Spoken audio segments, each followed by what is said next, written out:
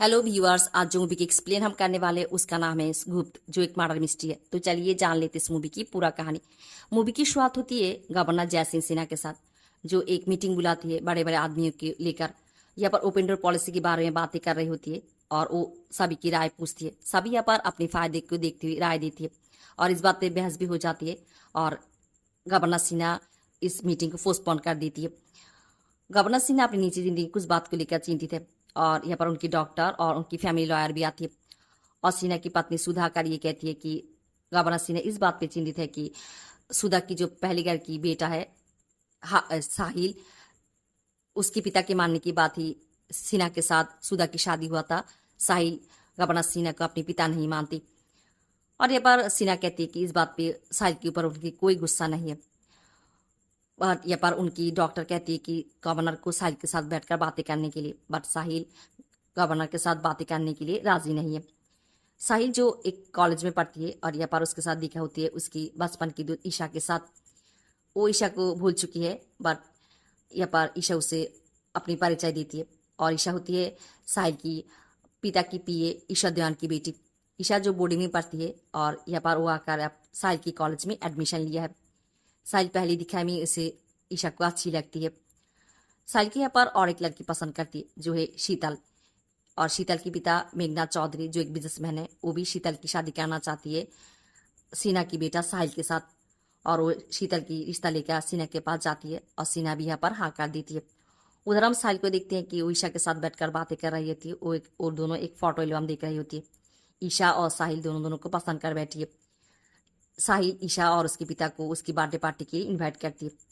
यहाँ पर साहिल की बर्थडे पार्टी में सभी लोग आती है और गवर्नर यहाँ पर यह अनाउंसमेंट करती है कि शीतल और साहिल की एंगेजमेंट की। और इस बात पे साहिल गुस्सा हो जाती है। वो कहती है कि वो ईशा को पसंद करती है और उन दोनों की बहस हो जाती है।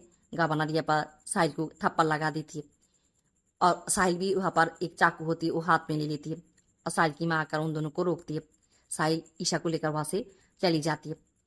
यहाँ पर साहिल को समझा रही उनकी डॉक्टर गांधी, वो साहिल को कहती है उसके पिता को बात मानने के लिए, बट साहिल इस बात पे राजी नहीं। वो ईशा को पसंद करती है। वो बहुत गुस्सा करती है। वो कहती है कि वो गवर्नर सिन्हा से बात करेगी रात को। उधर हम रात को हम देखते हैं कि गवर्नर सिन्हा बैठकर स्टडी रूम में स्टडी कर रही होती है और यहाँ पर बूट पहनकर एक आदमी आती है जिसे हम नहीं देख पाते। वो आती है और सिन्हा कहती है वो जो चाहती है वो नहीं हो सकती। वो आदमी खंजर बाहर करती है और सिन्हा को मार देती है। उधर साहिल आकर ये देखती है और वो इस खंजर को हाथ में ले लेती है और साहिल टेबल पे एक सोने की लॉकेट भी देखती है, उसे भी हाथ पे लेती है। उस टाइम उसकी माँ आकर साहिल को उस हालत में देख लेती है और उसे लगती है कि साहिल गवर्नर सिन्हा को मार दिया है। साहिल को यहाँ पर पुलिस में लिया जाता है। केस अदालत में आती है और यहाँ पर सभी साहिल के खिलाफ गवाही देती है और साहिल की माँ भी। और उसकी जो फैमिली लॉयर है वो अदालत में ये कहती है कि वो साहिल की पक्ष नहीं लेना चाहती। उन्हें भी लगती है कि साहिल गवर्नर सिन्हा की हत्या किया है, क्योंकि गवर्नर सिन्हा की जो असलियत है उसके मुताबिक उनकी मानने के बाद साहिल उनकी सारी संपत्ति की मालिक होगी और इसकी वजह से साहिल गवर्नर सिन्हा को मार दिया है। और सारे सबूत और गवाह साहिल के खिलाफ होती है और साहिल की 14 साल की सजा होती है। यह पर ईशा बहुत टूट जाती है। साहिल जाने से पहले ईशा को ये कह जाती है कि उसे भरोसा रखने के लिए वो उसके पिता गवर्नर सिन्हा को नहीं मारा है। जाने से पहले यह बात शीतल के साथ उससे देखा होती है। शीतल उसे कहती है कि वो साहिल की मदद करना चाहती है। साहिल उसकी कानों पे जाकर ये कहती है कि उसकी पॉकेट में एक सोने की लॉकेट है वो लेने के लिए, और शीतल वो ले लेती है। शीतल जो साहिल को अभी भी पसंद और प्यार करती है। साहिल को जेल में दिया जाता है। जेल में यहाँ पर साहिल के साथ देखा होते है एक बूढ़े आदमी की, जो साहिल की सारी बात सुनती है और साहिल को कहती है कि खुद को निर्दोष साबित करने के लिए जेल से भाग जाने के लिए। और वो ये कहती है कि इस जेल में एक शैतान कोठरी है जिसमें एक कॉमोड है। उस कॉमोड की सारी गंदगी इस खट्टर से एक समुद्र की पानी में जाकर गिरती है। अगर साहिल उस पाइप से समुद्र की पानी में जाकर गिरती है और वहाँ पर एक नाव की बंदोबस्त होती है, साहिल इस जेल से भाग सकती है। अगले दिन जब शीतल साहिल से मिलने आती है, साहिल उसे अपनी भागने की बात कहती है और उसे कहती है कि समुद्र की उस जगह पर एक नाव की बंदोबस्त रखने के लिए। यह पर साहिल इस जेल में 2 कैदी के साथ मारपीट करती है और पुलिस इन तीनों को उस शैतान कटरी में रखती है। यहाँ पर साहिल उन दोनों कैदी की मदद लेकर उस कॉमेट को खोदती है, उस पाइपलाइन को पा जाती है। उधर पुलिस उन लोग को देखने आती है, पुलिस को शक हो जाती है। वो लोग पुलिस को मारकर उस पाइपलाइन से समुद्र की पानी में जाकर गिरती है और शीतल जो एक नाव की बंदोबस्त करती है, उस नाव से वो लोग वहां से भाग जाती है। ये खबर न्यूज़पेपर में आती है, जो ईशा पढ़ती है और वो खुश हो जाती है। इस बात पे पुलिस डिपार्टमेंट की बहुत बदनामी होती है और मंत्री पुलिस कमिश्नर को बुलाकर कहती है कि साहिल और उस दोनों अपराधी को जल्दी जल्द पकड़ने के लिए। और यहाँ पर पुलिस कमिश्नर बहुत बेकायदा में पड़ जाती है और वो इंस्पेक्टर उद्यम सिंह इस केस के लिए अपॉइंट करती है। उद्यम सिंह जो बहुत शातिर पुलिस ऑफिसर है, अपराधी के प्रति बहुत कठोर है और उन्हें जल्द से जल्द ढूंढ भी लेती है। पर उसकी एक ही दिक्कत है कि वो अपने सीनियर की कोई कमांड नहीं सुनती। उसे जो ठीक लगती है वही वो अपराधी के साथ करती है और इसकी वजह से वो 2-4 बार सस्पेंड भी हुआ था। उद्यम सिंह अपनी काम शुरू करती है। उधर हम देखते हैं कि शीतल साहिल को अपने घर ले जाती है।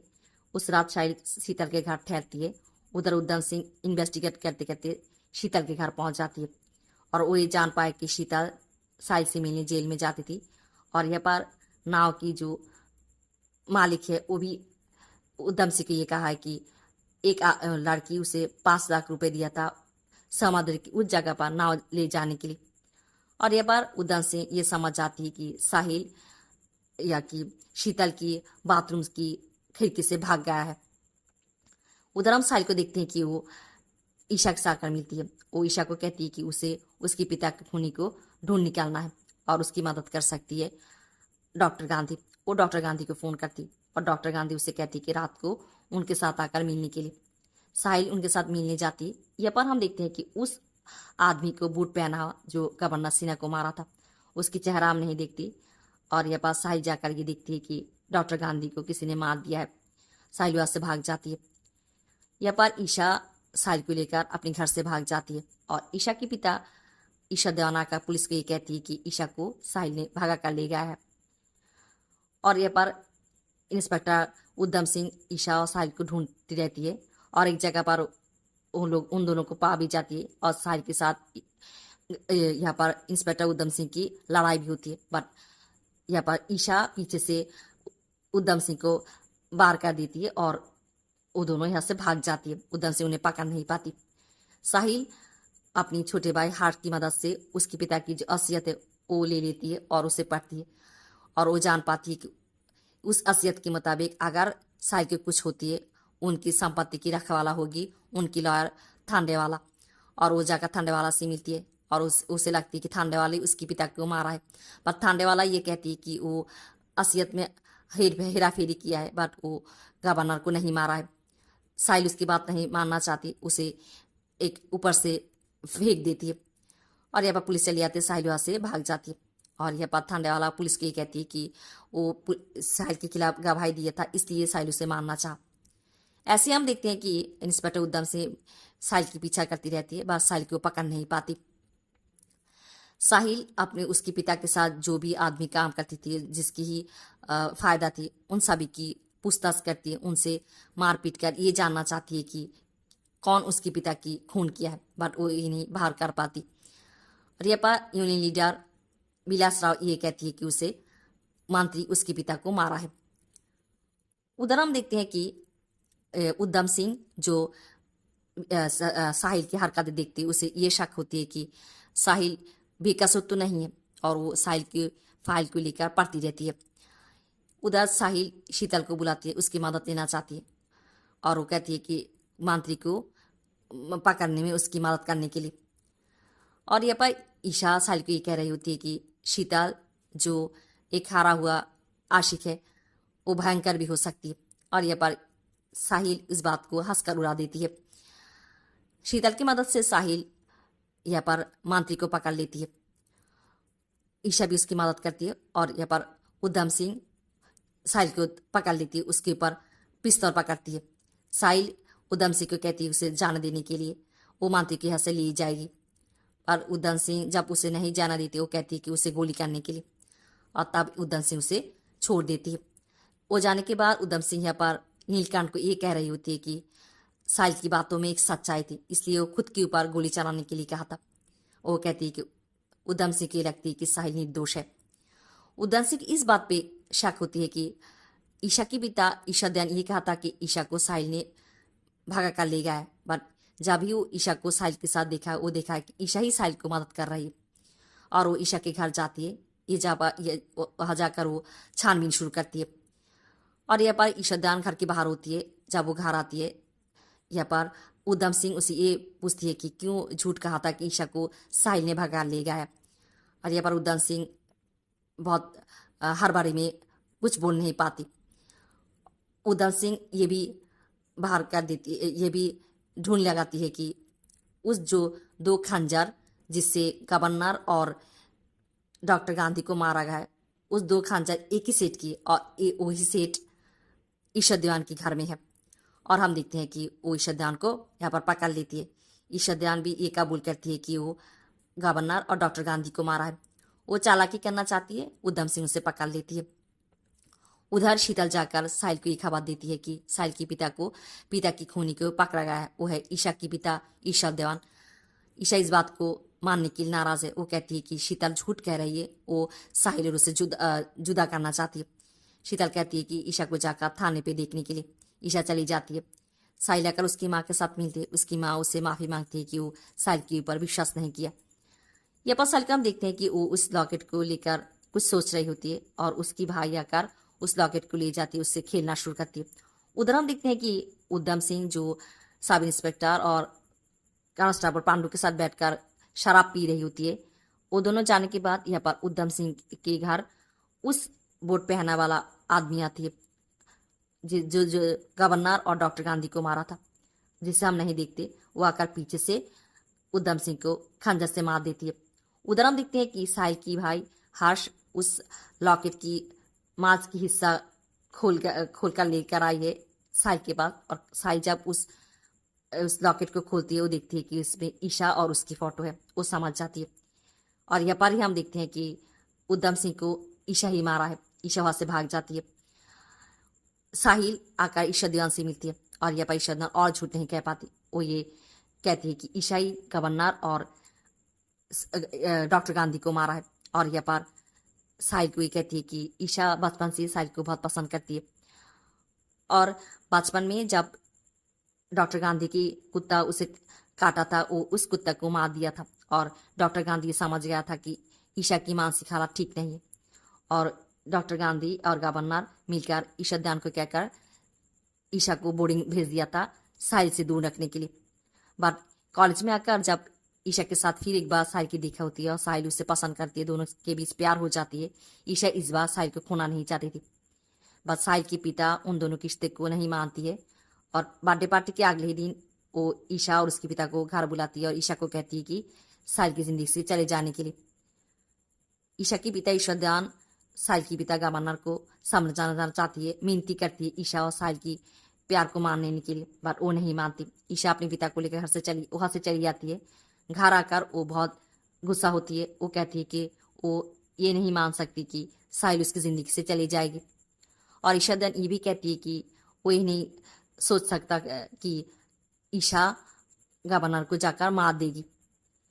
और यह पर वो कहती है कि डॉक्टर गांधी ये शक कर लिया था कि ईशा ही गवर्नर को मारा है, इसलिए ईशा को डॉक्टर गांधी को भी मानना पड़ा, क्योंकि डॉक्टर गांधी साहिल को सब कुछ बता देती।